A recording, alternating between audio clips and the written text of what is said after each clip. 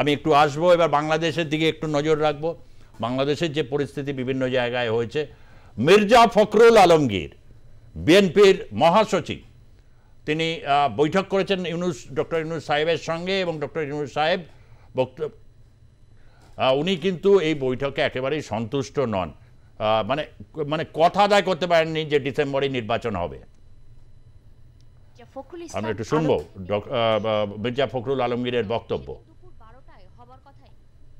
আমরা একেবারেই সন্তুষ্ট নই। আমরা পরিষ্কার করেই বলেছি যে আমরা ডিসেম্বর কাট আউট টাইম, ডিসেম্বরের মধ্যে নির্বাচন যদি না হয় তাহলে দেশে যে রাজনৈতিক পরিস্থিতি, অর্থনৈতিক পরিস্থিতি এবং সামাজিক পরিস্থিতি সেটা আরও খারাপের দিকে যাবে, সেটা তখন নিয়ন্ত্রণ করা বেশ কঠিন হবে। আমরা আবার আপনাদের সামনে আসব, আলোচনা করে দলের সঙ্গে, দলের অন্যান্য মিত্র দল আছে তাদের সঙ্গে আলোচনা করে তখন আবার আপনাদের সামনে আমরা। প্রদীপবাবু, আপনার কাছে আসছি। বাংলাদেশে ডিসেম্বরের নির্বাচন, মানে কেননা এখন যে দোলাচল ভারসাম্য এবং হচ্ছে যে জায়গা থেকে কোথাও দাঁড়িয়ে মামুনুল হকের এইরকম ভয়ঙ্কর মানে গর্জন এই ওয়াকফ নিয়ে, কোথাও একটা বাংলাদেশের রাজনীতি ঠিক ওই জায়গায়, কেননা হচ্ছে বিভিন্ন ক্ষেত্রে ভারত কিন্তু অর্থনৈতিকভাবে কতগুলো জায়গায় কিন্তু তারা এবার বাংলাদেশকে চেক পয়েন্ট দিতে চাইছে। মির্জা ফখরুল আলমগীরের বক্তব্য, ডিসেম্বর যদি অতিক্রান্ত হয় বাংলাদেশ যে পরিস্থিতি যাবে তখন আর এটা নিয়ন্ত্রণের বাইরে চলে যাবে। এটা কি মানে ঠিক কথা, নিয়ন্ত্রণের বাইরে চলে যাবে না ওনারা নির্বাচনটা চাইছেন বলে ডিসেম্বরটাকে বলছেন আর দেরি করবেন না, ঠিক কোনটা? দেখুন, বাংলাদেশের জনগণ আসলে নিজেদেরকে ঠিক করতে হবে যে তারা তো ইতিমধ্যেই ইউনিট সরকার নিয়ে অত্যন্ত বীতশ্রদ্ধ। তাহলে এই ইউনিট সরকারের উপরে বাংলাদেশের বিএনপি যদি একটা গুরুত্বপূর্ণ শক্তি হয়, তারা পুরো বাংলাদেশের জনগণ নিয়ে তাদের উপরে চাপ সৃষ্টি করতে পারছে না কেন, এবং কেন অন্য রাষ্ট্রের উপরে তাকিয়ে আছে ভারত কবে চাপ দেবে, ইউনাইটেড নেশনস কবে চাপ দেবে। এখন দেখুন, মোহাম্মদ ইউনূস তিনি ক্ষমতায় আছেন, তিনি চাইছেন যে তার ক্ষমতাটা দীর্ঘায়িত হোক, এবং এখন লাগাতার তিনি চীনে গিয়ে কথা বলতে পারছেন, আমাদের প্রধানমন্ত্রী মোদির সাথেও কথা বলতে পারছেন। তো ফলে তাকে তো রেকগনিশন দেওয়া হচ্ছে ইন্টারন্যাশনাল ফোরাম গুলোতে। সে বাংলাদেশের হিসাবে না হলে বাংলাদেশের যে নেতৃত্ব হিসাবে তো তাকে রেকগনিশন দেওয়া হচ্ছে, এবং এই রেকগনিশন গুলো পেতে পেতে তিনি মনে করছেন যে তিনি আরো বেশ কিছুদিন থাকতে পারেন, এবং এইটার বিরুদ্ধে বাংলাদেশের জনগণকে একত্রিত হতে হবে প্রাথমিকভাবে। আমরা এখান থেকে বলবো যে হ্যাঁ ডিসেম্বরেই হোক, ওনারা বলেছিলেন ডিসেম্বরে হবে, ওনারা বলতে পারেন যে না এখনো সংস্কার চলছে, কমিটি রিপোর্ট দেয়নি, আমরা এখন ভাবছি। তো ফলে মোহাম্মদ ফখরুল আলমগীর তিনি বিএনপি এবং ওখানে সব থেকে বড় রাজনৈতিক শক্তি আওয়ামী লীগের পরে, তাহলে তিনি কি করছেন? তিনি কি শেখ হাসিনার প্রত্যাবর্তনের অপেক্ষা করছেন যে শেখ হাসিনা এসে আওয়ামী লীগকে জাগ্রত করবে এবং তখন সবাই মিলে রাস্তায় নামবো? উনি লোকজনকে নিয়ে বিএনপিরা ভারতের বর্ডারে চলে আসতে পারে গাড়ি নিয়ে, ভারত দখল করে নেব, কলকাতা দখল করে নেব। তো বাংলাদেশের মোহাম্মদ ইউনূসের অন্তর্বর্তী সরকারকে সেটা পাচ্ছে না, আটকে যাচ্ছে কোথায় যেন গিয়ে, কলকাতা দখল। এইটাই তো সব থেকে রাজনৈতিক বড় ব্যর্থতা। জ্যোতির কাছ থেকে জানতে চাইবো যে ভারত ক্রমশ আস্তে আস্তে কোথাও একটা জায়গায় অনেকদিন ছিল, এমনকি বিরোধী দলনেতা শুভেন্দু অধিকারী ছিল যে ভারত যেন তাদের সাথে ব্যবসা বাণিজ্য বন্ধ করে দেয়। প্রায় 8 মাস অতিক্রান্ত ব্যবসা বাণিজ্য চলছিল, তবে 8 মাস পরে ট্রান্সশিপমেন্ট বন্ধ, এবং হচ্ছে এই যে বিভিন্ন জায়গা থেকে বিশেষ করে আমাদের বেনাপোল পেট্রাপোল যে বর্ডারটা রয়েছে সেখান থেকে পণ্যবাহী লরিতে করে সুতো যাওয়া বন্ধ। মানে মূল যে জায়গা গার্মেন্টসের কোথাও একটা জায়গায় ভারত প্রত্যাঘাত করা মানে হিসাবেই এটাকে দেখা যেতে পারে। এরকম পরিস্থিতিতে যেহেতু পশ্চিমবঙ্গ এবং হচ্ছে চিকেন নেকের একটা প্রসঙ্গ বারবার আসছে, এবং লালমনিরহাটে সেখানে কিন্তু অনেকটা কানফার্ম চীনের সাথে তারা কথা আদায় করে নিয়ে এসছেন ডক্টর ইউনূস। এরকম একটা পরিপ্রেক্ষিতে দাঁড়িয়ে রাজ্য বিজেপির স্ট্যান্ড পয়েন্ট কি? দেখুন, রাজ্য বিজেপির স্ট্যান্ড পয়েন্ট পুরো ক্লিয়ার। প্রথমত যে এখনো পর্যন্ত চিন্ময় কৃষ্ণ দাস মহাপ্রভু জেলে, এইটা কিন্তু আমরা এটা নিয়ে কনসার্ন, এক্সট্রিমলি কনসার্ন এটা নিয়ে, দেখুন এখনো পর্যন্ত আজকেও কুমিল্লাতে পলিটেকনিক কলেজে সেখানে সংঘর্ষ হলো, অনেক ছাত্রছাত্রীরা তারা আহত হয়েছে, অনেক সেনাবাহিনীও আহত হয়েছে।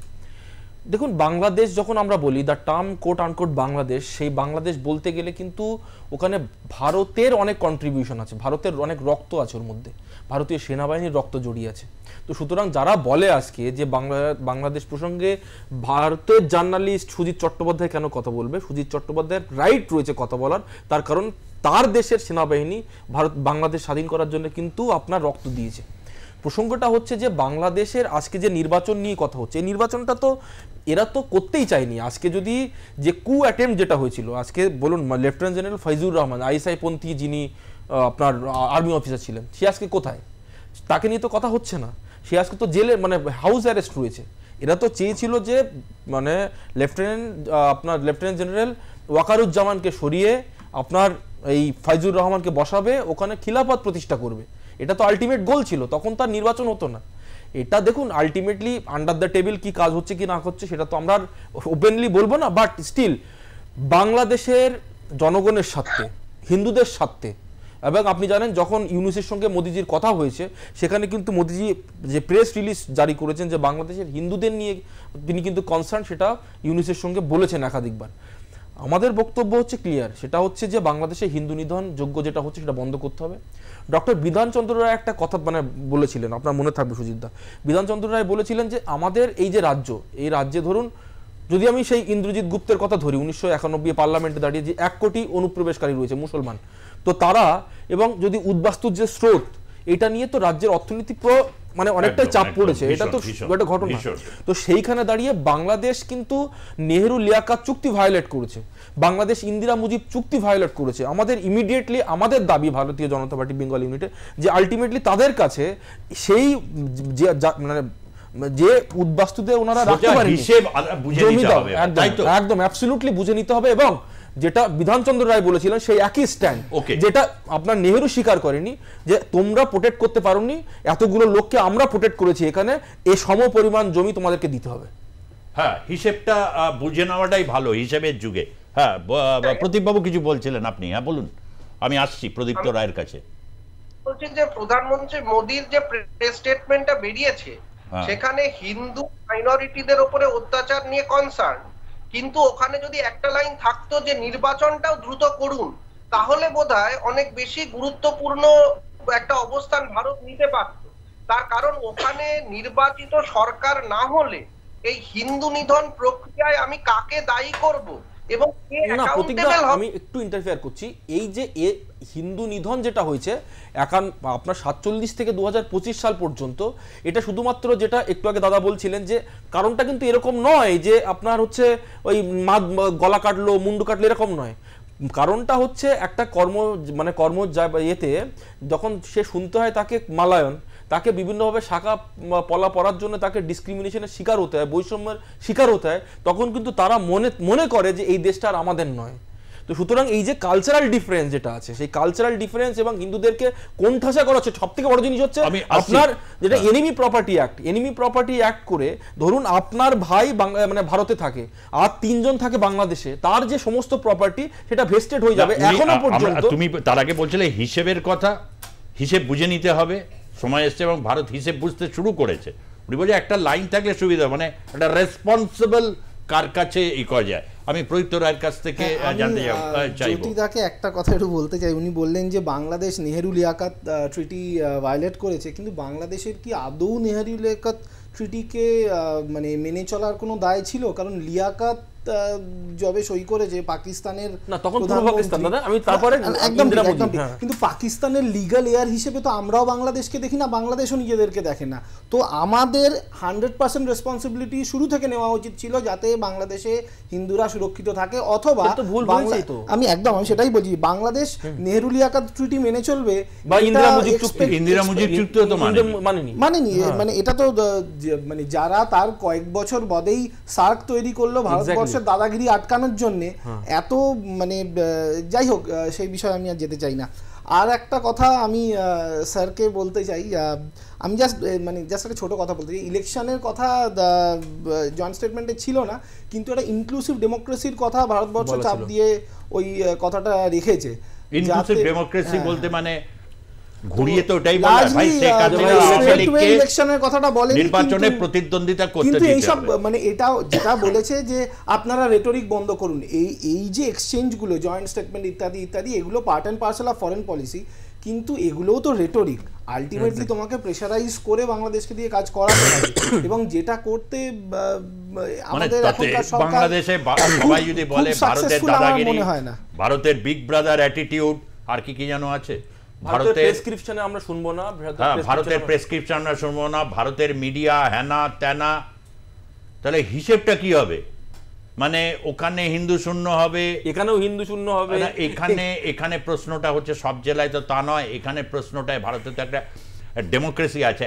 আমি এটা বলতে চাই, এটা বিজেপির উদ্দেশ্য, তোমাদেরও ভেবে দেখা উচিত। পশ্চিমবঙ্গে হচ্ছে ডেফিনেটলি, এটা বলতে কোনো না, হিন্দু বাঙালির যে question of Hindu Bengali, question of Hindu Bengali is a political question like ESD কোয়েশ্চেনটা যেরকম গ্লোবালি স্বীকৃতি পাচ্ছে, হিন্দু বাঙালি ইস্যুটাও কিন্তু না। বাংলাদেশে দেখুন, এবং যেখানে সংখ্যাগরিষ্ঠ জেলা, আমি জানি প্রদীপবাবু এই ধরনের প্রশ্নের উত্তর দেওয়া বিভিন্ন মিডিয়াতে, তথাপি এটা এখন কিন্তু সর্বস্তরে আলোচনার একটা বিষয়, যেখানে মানুষের প্রাণ বিপন্ন, প্রত্যেকটা প্রাণের অত্যন্ত গুরুত্ব আছে। যারা এই গুরুত্বটা বোঝে না, সময় বেশি নেই, তাদেরকে গুরুত্বটা বুঝে হবে, কিরকম ভাবে আসবে টের বা কল্পনাও তারা করতে পারবে না। প্রদীপবাবু, দেখুন, হিন্দু বাঙালি এই যে বোধটা, এটা কিন্তু এটার থেকেই অতিক্রম করে বাঙালি জাতীয়তাবাদকে কিন্তু শেখ মুজিবুর রহমান আঁকড়ে ধরতে চেয়েছিলেন, যে সবাই এক সম্প্রীতি একসঙ্গে থাকবো, সেটা হিন্দু মুসলিম যাই হোক না কেন। কিন্তু সেইটা কোথাও গিয়ে বর্তমানে ব্যাহত হচ্ছে, এবং এই যে জয়েন্ট স্টেটমেন্টে বলা হচ্ছে ইনক্লুসিভ ডেমোক্রেসি বা অন্যান্য কথাবার্তা, তাহলে আন্ডার লিডারশিপ কার নেতৃত্বে? এটাও তো ইউনিট সরকার বুঝতে পারে যে আমাদেরকেই আরো ভালোভাবে পরিচালন করতে বলছে। কিন্তু আমরা যে ভারতবর্ষ বীতশ্রদ্ধ ইউনিট সরকারের প্রতিটি পদক্ষেপে, সেটা বোঝানো গেল না। সেটা বোঝাতে গেলে ইলেকশনের কথা জয়েন্ট স্টেটমেন্টে রাখতে হতো। এবং বর্তমান পশ্চিমবঙ্গের পরিস্থিতিতে আজকে আমরা এই কথা বলছি, তাহলে আমাকে আগে সারা ভারতবর্ষের একটা ডেটা নিতে হবে, যে যেখানে যেখানে মুসলিমরা রয়েছে এবং কোন কোন ব্লকে বা অঞ্চলে যদি হিন্দুরা সংখ্যালঘু হয়, সেখানে তারাও কি একই ধরনের এই হুঙ্কার গুলো কেন টিপ করছেন? বা পশ্চিমবঙ্গে এই যে আপনি কেন টিপ করছেন, এই কালচারটা কবে থেকে মুর্শিদাবাদ বা এই ধরনের মুসলিম অধ্যুষিত এলাকায় এলো? সেটা কি 2014 পর থেকে এসছে? কারণ তার আগে কি হয়েছে? তার আগে তো এই নিয়ে কথা হয়নি। এখন কেন এই নিয়ে কথা হচ্ছে? কি বলছে এখন কথা হচ্ছে, সেটা বলতে গেলে বুঝতে হবে কোথাও গিয়ে কেন্দ্রীয় স্তরে কিন্তু একেবারে কথা হয়নি প্রদীপবাবু তা না। আমার মনে আছে ভারতীয় জনতা পার্টির প্রার্থী হয়েছিলেন বিশিষ্ট সাংবাদিক রন্তিদেব সেনগুপ্ত, তিনি বর্তমান পত্রিকায় ধারাবাহিকভাবে কিন্তু লিখেছিলেন, শাক বাজানো বা বিভিন্ন ক্ষেত্রে কিন্তু নানা রকম লাল চোখ, গোলাপি চোখ, তারপর হচ্ছে নানা রকম ভাবে এসে হুমকি ধামকি, এগুলো কিন্তু তিনি কিন্তু ধারাবাহিক লিখেছিলেন কোন একটা সময়, মানে যে সময়টা এগুলো আলোচনা করাই হচ্ছে একটা খুব ছিল না। তারপরে আমি একটা এডিশন করছি, বলছি ক্যানিং এর নলিয়াখালীতে যে ঘটনা ঘটেছে, মনে হয় কিছু একটু বলতে। হ্যাঁ হ্যাঁ বলুন। বলছি, আপনি যার কথা বললেন তিনি সেই জন্যই বোধহয় এখন তৃণমূলপন্থী হয়ে গেছেন, দেশ বাঁচাও গণমঞ্চে ওনাকে দেখা। সেটা অবশ্য সময় থাকলে অনেকের অনেক রকম ভাষ্য বয়ান নানা রকম তো আসছে। আমি তো বলছি তো, হিন্দু বাঙালি কোয়েশ্চেনটা, অনেকে বলেন হিন্দু ঐক্য। আমি যদি এই মুহূর্তে জ্যোতিকে বলি হিন্দু ঐক্য না বাঙালি হিন্দু ঐক্য, জ্যোতি কিন্তু একটু হলো পথ হারাবে বলে আমার মনে হয়। না, পথ হারাবার কোনো গল্প নেই। স্ট্রেট ফরওয়ার্ড, এই মাটি তৈরি হয়েছিল 20 জুন 1947 সাল।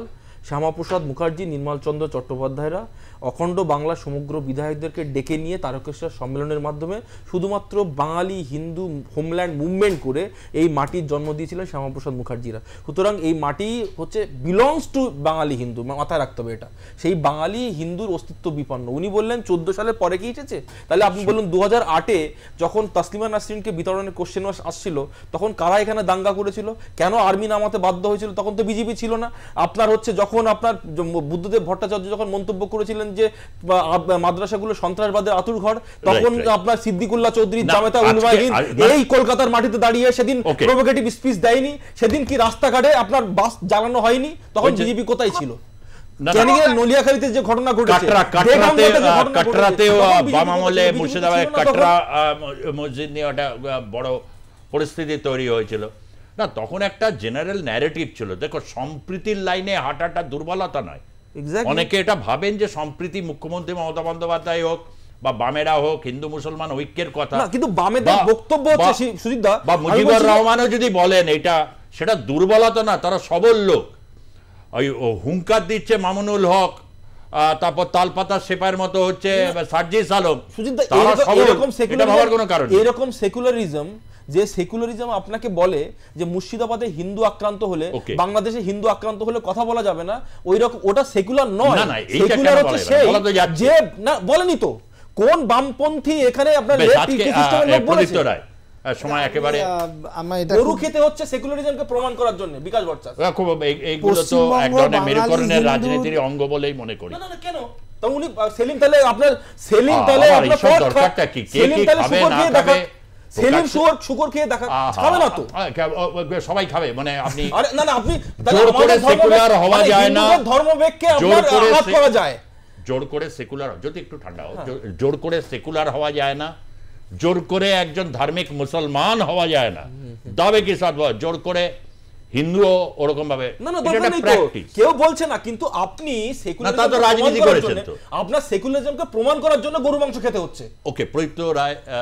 আচ্ছা, পশ্চিমবঙ্গ বাঙালি হিন্দুর হোমল্যান্ড, এটা বিজেপির প্রবক্তা হিসেবে উনি অ্যাকসেপ্ট করছেন, এটা আমার খুব ভালো লাগছে। আমি শুধু জানতে চাইবো, খুব ভালো কথা, না মানছেন তো, আমাদের পার্টির স্রষ্টা, আচ্ছা মানছেন তো। হ্যাঁ, আমার প্রশ্নটা তো আমাকে আসতে দিন। আমার প্রশ্নটা হচ্ছে যে অবাঙালি হিন্দু নিয়ে, আমি ভেবেছিলাম হিন্দু ঐক্য বললে জ্যোতি কমফোর্টেবল, অবাঙালি হিন্দু বললে জ্যোতি মনে একটু এগিয়ে পথ হারাবে। অবাঙালি হিন্দু নিয়ে আপনার বা আপনার দলের কি স্ট্যান্ড, সেটা যদি একটু ক্লারিফাই করেন।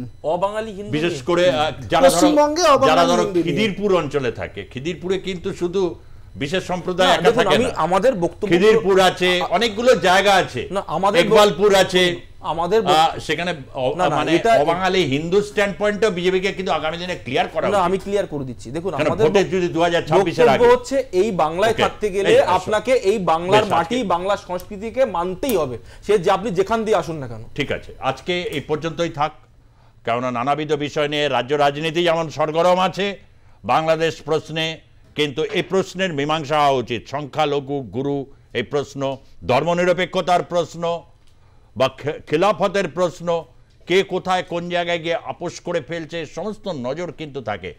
মানুষ বড় অসহায়, মানুষ বড় কাঁদছে, সেই মানুষের পাশে দাঁড়ানোর ধর্মই হচ্ছে মনুষ্যত্ব, যা সবচেয়ে বড় ধর্ম, সবচেয়ে শ্রেষ্ঠ।